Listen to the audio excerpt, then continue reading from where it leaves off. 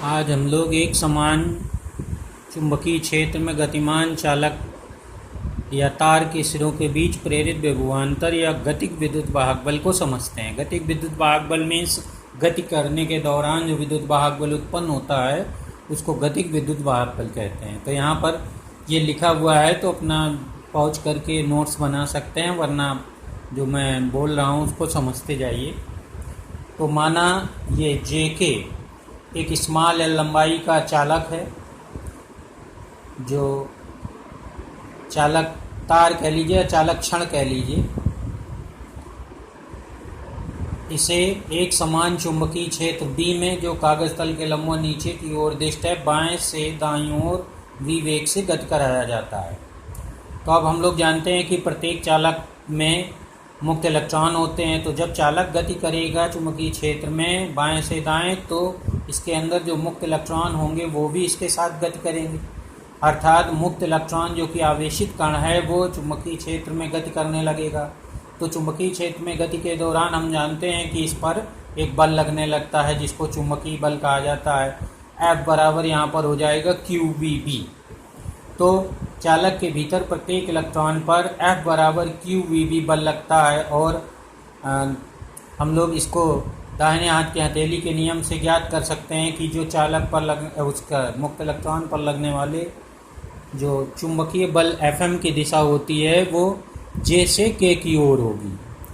तो जब J से K की ओर होगी तो समस्त इलेक्ट्रॉन J सिरे से K सिरे की ओर गतिमान हो जाएंगे और K सिरे पर आने लगेंगे। तो J सिरे से जब इलेक्ट्रॉन हट जाएंगे तो J सिरा धनावेशित हो जाएगा और K सिरे पर इलेक्ट्रॉन आने के कारण K सिरा ऋणावेशित हो जाएगा। इस प्रकार चालक का एक सिरा धनावेशित और एक सिरा ऋणावेशित हो जाएगा। जिस प्रकार सेल का एक टर्मिनल पॉजिटिव होता है और एक नेगेटिव होता है, तो इस प्रकार चालक के सिरों के बीच एक विभवांतर प्रेरित हो जाता है। अब जब चालक के सिरों के बीच एक विभवांतर यहाँ पर प्रेरित हो जाता है, ये सब लिखा हुआ है नीचे। तो विभवांतर प्रेरित होने पर वैद्युत क्षेत्र, मान लो ई विभवांतर प्रेरित हुआ तो ई स्मॉल ई वी लिख लीजिए। मान लीजिए कि चालक के सिरों पर उत्पन्न प्रेरित विद्युत वाहक बल या प्रेरित विभवांतर कैपिटल वी है। तो कैपिटल वी के कारण चालक के जे सिरे से के सिरे की ओर अंदर एक वैद्युत क्षेत्र उत्पन्न हो जाता है। तो वैद्युत क्षेत्र जो होता है वह E बराबर होता है V/L। और इस वैद्युत क्षेत्र में हम लोग पढ़ चुके हैं कि इलेक्ट्रॉन पर एक वैद्युत बल लगता है। तो वैद्युत बल इलेक्ट्रॉन पर जो लगता है वो वैद्युत क्षेत्र के विपरीत दिशा में लगता है, अर्थात के सिरे से जे सिरे की ओर लगेगा। ये Fe की दिशा बताई गई है। और Fe बराबर फार्मूला होता है आवेश इंटू वैद्युत क्षेत्र की तीव्रता। तो आवेश जो बल जो हो जाएगा वैद्युत बल वो हो जाएगा के सिरे की ओर E इंटू ई। अब जैसे जैसे चालक को हम गतिशील बनाएंगे वैसे वैसे यहाँ से ऋण आवेश के सिरे की ओर आता जाएगा और जे और के बीच विभवांतर बढ़ता जाएगा। और विभवांतर बढ़ने के कारण वैद्युत क्षेत्र की तीव्रता भी अंदर बढ़ती जाएगी और इस कारण ये बल Fe है वह बढ़ता जाएगा। Fm स्थिर रहेगा क्योंकि हम लोग एक समान चाल से चला रहे हैं चालक को, इसलिए Fm का मान निश्चित रहेगा, फिक्स हो जाएगा, लेकिन Fe का मान बढ़ता जाएगा। अब Fe का मान बढ़ते बढ़ते एक समय ऐसा आएगा जब Fm के ठीक बराबर हो जाएगा। तो जब Fe का मान Fm के ठीक बराबर हो जाता है तो उस समय इसके अंदर मुक्त इलेक्ट्रॉनों का जो गति है मुक्त इलेक्ट्रॉनों की वह रुक जाती है, अर्थात इलेक्ट्रॉन जिस स्थान पर होते हैं मुक्त इलेक्ट्रॉन उसी स्थान पर रुक जाते हैं और इस प्रेरित विद्युत वाहक बल या प्रेरित विभवांतर नियत हो जाता है। तो अब दोनों ऐसी कंडीशन पर, यानी दोनों बलों के बराबर होने की स्थिति में, अर्थात Fm बराबर Fe से EVB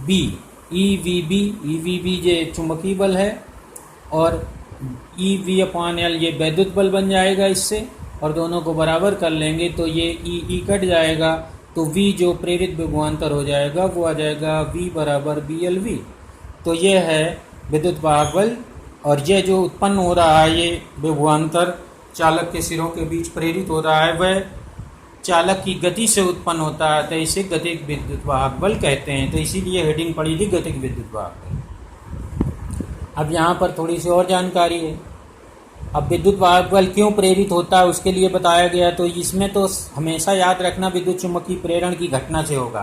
तो ये लिख देंगे कि जब चालक को चुम्बकीय क्षेत्र में गति कराते हैं तो चुम्बकीय बल रेखाओं को चालक लगातार काटता है, इसलिए इसके संपूर्ण आयतन से बद्ध चुम्बकीय फ्लक्स में परिवर्तन होता है और इसी कारण इसके सिरों पर प्रेरित विद्युत वाहक बल उत्पन्न हो जाता है। तो ये हो गई उसकी व्याख्या। अब यहाँ पर यदि चुम्बकीय क्षेत्र के समांतर गति करे चालक तो बल रेखाएं नहीं कटेंगी, अर्थात चुम्बकीय फ्लक्स में कोई परिवर्तन नहीं होगा और ऐसी स्थिति में कोई विद्युत वाहक बल प्रेरित नहीं होगा। तो अगर चुम्बकीय क्षेत्र में समांतर गति करता है चालक तो उसके सिरों पर कोई विद्युत वाहक बल प्रेरित नहीं होता, क्योंकि चुम्बकीय फ्लक्स में परिवर्तन नहीं होता।